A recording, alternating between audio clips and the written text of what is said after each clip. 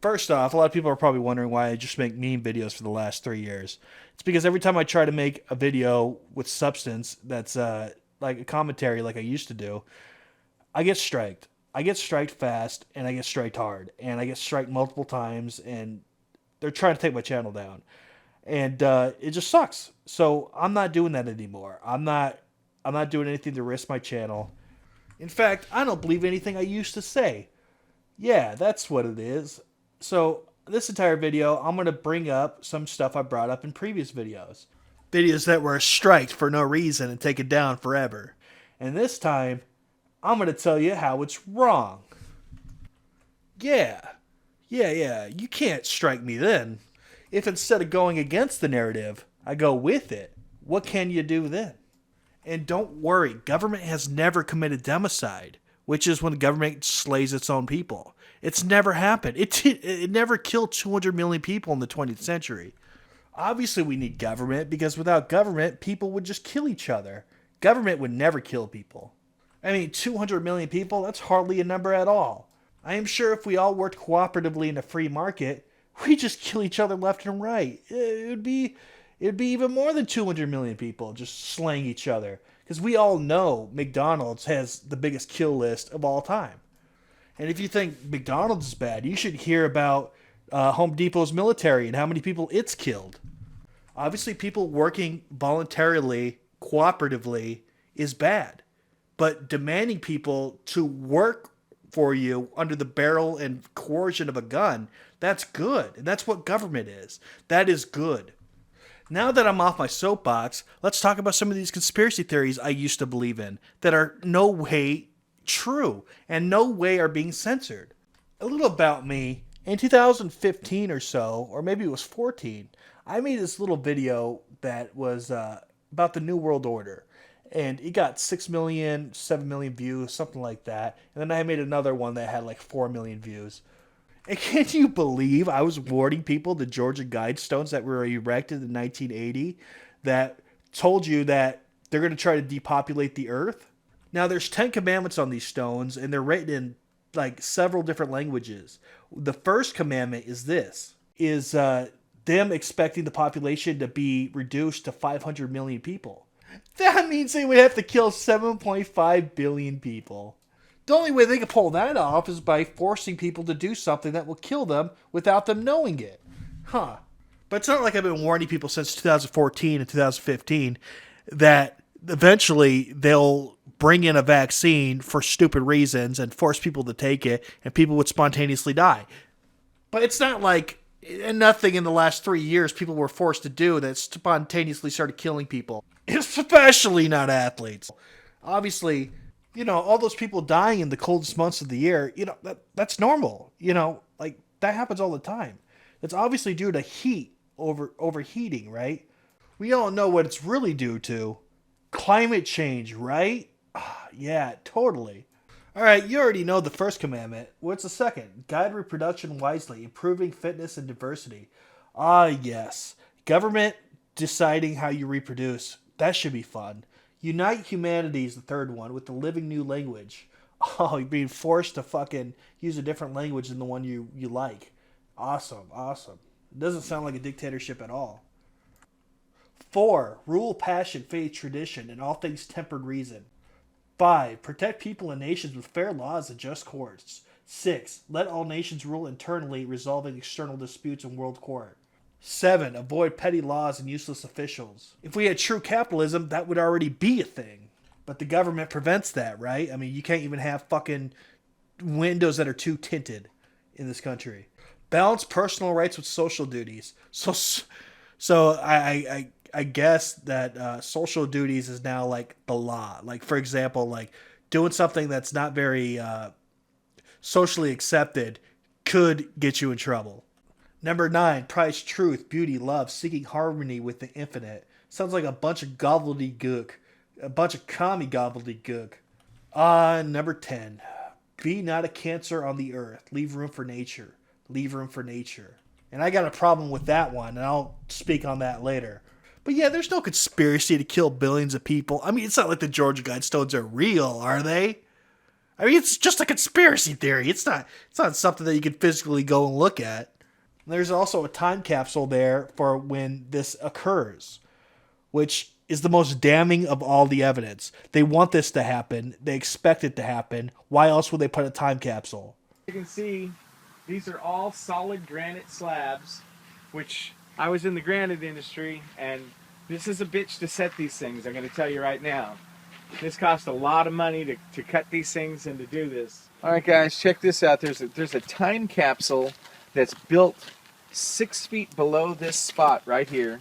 And it's not like FBI agents are working in YouTube making sure that this information can't be passed through your ear canal. It's not like, Twitter files were released and we found out that FBI agents were working with not just Wikipedia, but Twitter, Facebook, and every other social media website to totally censor and flag information as wrong if they go against the mainstream media narrative. It's not like Alex Jones was just sued for $1 billion for going against the mainstream media narrative. It's not like they're trying to sue him for $1 trillion now. And back on the topic of Twitter files, it's not like they spent tens of millions of dollars to do that censorship. And it's not like Elon Musk exposed it. And it's not like Operation Mockingbird is a thing where they send prescriptive stories to news stations to disseminate propaganda to everybody in the United States of America and all around the world. Yep, there's no way that every piece of mainstream media that you consume from the left-wing mainstream media or just the mainstream media in general is completely fabricated. There's just no way. Mr. President, earlier this year you told us you had ordered your administration to cease and desist on payments to journalists to promote your agenda. You cited the need for ethical concerns and the need for a bright line between the press and the government. Your administration continues to make the use of video news releases, which are prepackaged news stories sent to television stations, fully aware that some or many of these stations will air them without any disclaimer that they are produced by the government. Comptroller General of the United States this week said that raises ethical questions. Does it raise ethical questions about the use of government money to produce stories about the government that wind up being aired with no disclosure that they were produced by the government? There is a Justice Department opinion that says these pieces are within the law so long as they're based upon facts, not advocacy. And I expect our agencies to adhere to that ruling, to that Justice Department opinion. This has been a long-standing practice of the federal government to use these types of videos. Agricultural Department, as I understand, has been using these videos for a long period of time. The Defense Department, other departments have been doing so. It's important that they be based upon the guidelines set out by the Justice Department. Now, I think it'd be helpful if local stations then disclose to their viewers if that's, that this was based upon a factual report and they chose to use it. But evidently in some cases that's not the case. So anyway. To guarantee that's happening by including that language in the prepackaged report. Yeah, I don't, look, oh, you mean a disclosure? I'm George W. Bush and I... Well, some way to make sure it couldn't air without the disclosure that you believe is so vital. Ken, I mean, there's a procedure that we're going to follow, and the local stations ought to, if there's a deep concern about that, ought to tell their viewers what they're watching.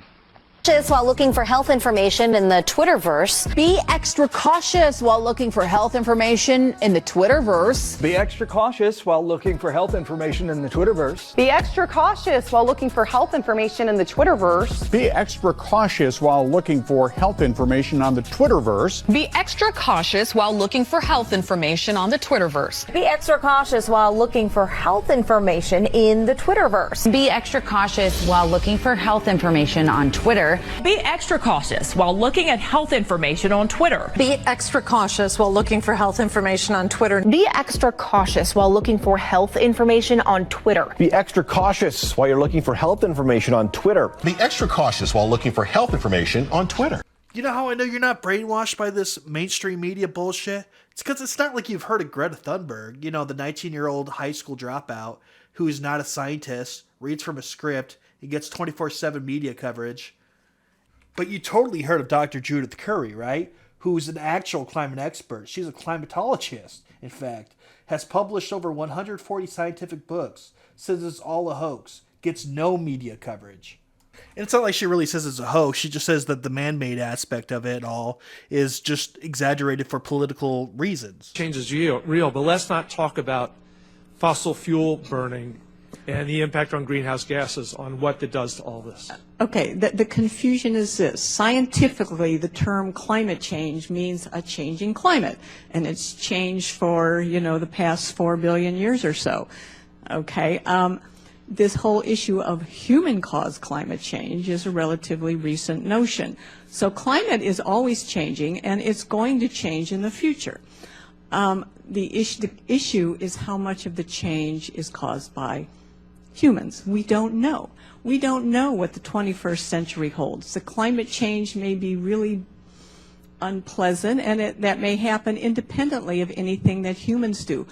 My point is that we don't know how much humans are influencing climate and whether it's going to dominate in the 21st century.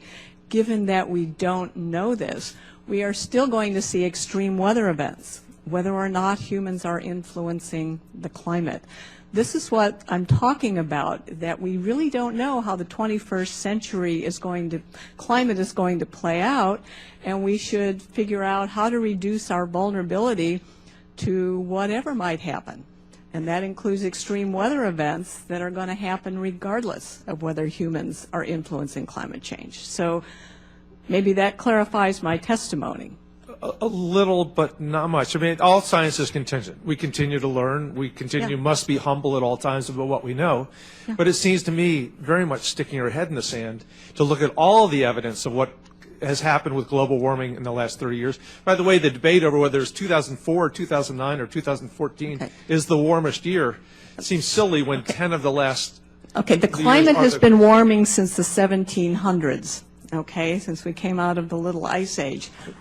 We don't know what's causing that warming in the 18th century, in the 19th century. It's not attributed to humans. So there are other things going on in the climate system that have been contributing to a warming over several centuries. We can't blame all of this on humans, okay? And we don't know how all this is going to play out in the 21st century. We just don't know. We just had a vice president who was willing to argue for enhanced interrogation and torture on the 1% chance that al-Qaeda might someday get a nuclear weapon. And are we going to do nothing because there's a greater than 1% chance that climate change? Okay, there is nothing in my testimony that said we do nothing.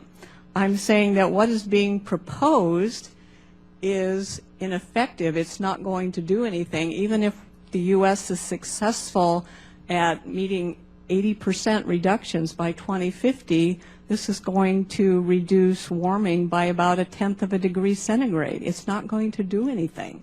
So I'm saying we need to acknowledge that and rethink how we're going to deal with the risks from future climate change, whether it's caused by human or natural processes. That's what I'm saying.